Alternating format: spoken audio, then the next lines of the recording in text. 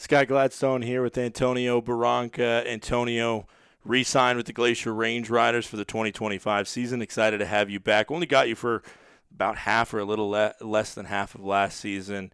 Uh, Talk to me just about how you got into the sport of baseball. It's a question I love to ask because it's always interesting to see how people kind of found their love for the game. How did it start for you? When did you first pick up a baseball, and how did you find the love for it? For me, it was really since an early age. My dad played in the big league, so baseball was always a part of our lives.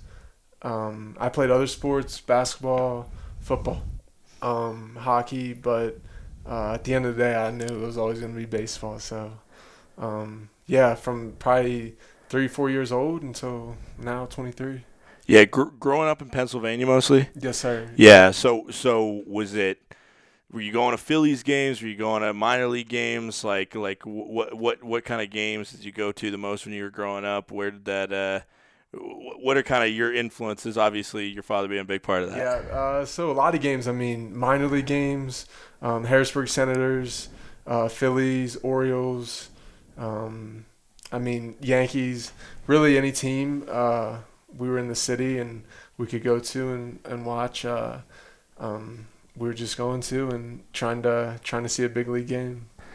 So obviously, you play a very unique position as a catcher, and it's one that I think I kind of frame it a lot as kind of like the offensive line. You mentioned you played football, kind of the offensive line of Yeah, baseball. You right. get a lot of wear and tear, and sometimes a little less credit than maybe is deserved. How did you find yourself at the catching position? How did you fall into that role?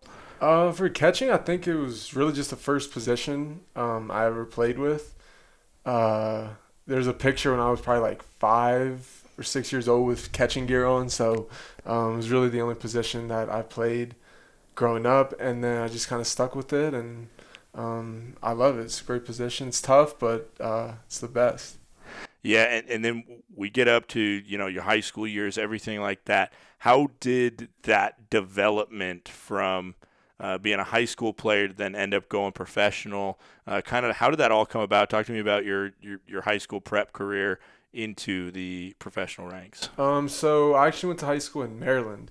So I was driving back and forth from Pennsylvania to Maryland every day, and How long a drive is that? 45, 50 minutes, an Okay. hour Yeah, some yeah. days, give or take. But yeah, I was playing baseball, and then there was a couple older guys who were getting looked at for the draft. So scouts were there when I was younger. So I got exposure there, and then with travel ball, tournaments, showcases, invites, workouts with teams. Um, and then I got signed the COVID year. So that whole year was canceled. Didn't do anything. Didn't play any games. But yeah, it was a great experience. And just part of the journey of getting into pro ball, and then now being lucky enough and blessed to still be playing. So Yeah, you talk about that COVID year, and obviously it's kind of a trend. Like you talk to anybody that is in this league right now or anything, obviously deeply affected by that and how that affected professional baseball during 2020. For you, what were some of the things that you tried to learn from a year without being able to play necessarily like an organized game? What did you try and take away from that and kind of catapult you into continuing your career? really just taken away. I mean, how lucky we are to have the game, because when it's taken away and you don't have it, right? You're like, wow. I mean, when you do play and get the opportunity to go out there in the field, I mean, it's just a blessed opportunity.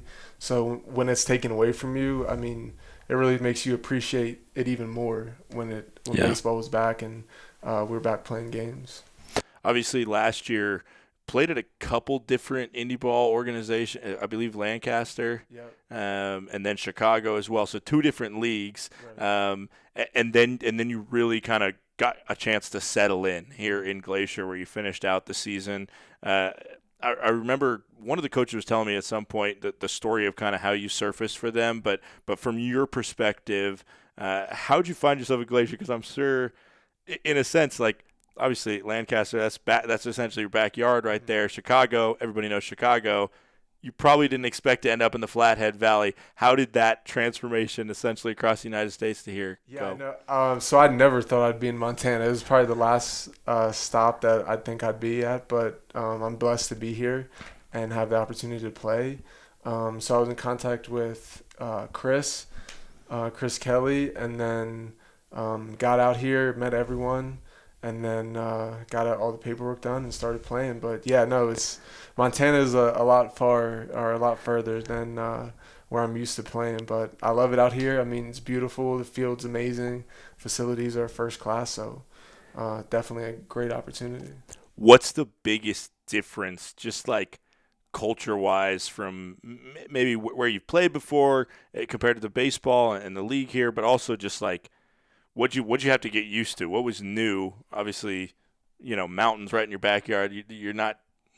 Maybe they say they have mountains in Pennsylvania. Yeah, They ain't no, like it's these. nothing like that. But like, yeah. What were some of your big culture shocks coming out here? Big culture shocks. I would just say how open everything is, because on the East Coast, right, like, if you're in a city, that everything's right there. You can walk down the street and get something, but here, I mean, you'll drive 30, 40 minutes Yeah. just to get to a restaurant. So Yeah. everything's a lot further spread out. But um, at the end of the day, like, also baseball here, baseball is baseball. Yeah. So just coming to the yard every day and getting the opportunity to work and prove myself, like, that's really ultimately that matters the most. So it's a great spot to be.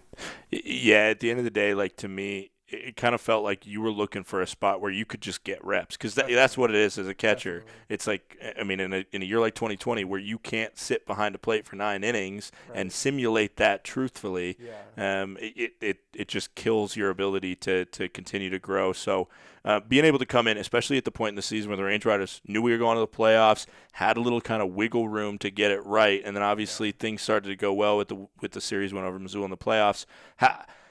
How much of a luxury was that to be in a little bit of a less pressure scenario when you came in, to then be able to be a part of the squad when we won that series over Missoula? I mean, it was awesome to come into a team that you know is already in the playoffs. It just kind of gives you that little edge and little confidence that, all right, like, we're already going to get the opportunity to prove ourselves in the playoffs and ultimately have a chance at winning it all. Obviously, it didn't happen that way. It didn't work out. But I mean, we have a great team this year and looking to come back and finish the job. So it's always exciting to get to play in the postseason playoffs and getting a chance to win it all. What was your impression of kind of just the fans and the energy of the stadium? Obviously, it's a world-class facility, but those playoff games were like electric. Yeah. They were something that you, from players, our fans, myself, will all never forget. Describe that, being on the field when the fireworks were going off and everything during those moments. It was great. I mean, the fans showed out. Even in the regular season, they would come, show out support, and then even more in the postseason. So it was great, and it is great to play with a team that has an awesome fan base like that and really supports the team. So I mean, it was a great opportunity, and it's an awesome spot to be in. Obviously, here in the off season, doing a little bit of work this week, and continuing to kind of stay sharp and get ready for May 20th, the opening day versus the Great Falls Voyagers. What are your goals personally as you prepare for this next season? What strides do you want to take? I think really just sharpening up everything, all aspects of the game, of my game. I mean, you're always a student of the game. You never stop learning. So it's really just taking every day and trying to get a little bit better, perfect my craft, and really just try to be the best player I can be and maximize my potential. Awesome, Antonio. Great to have you back. Yes, sir. Thank you. Happy to be here.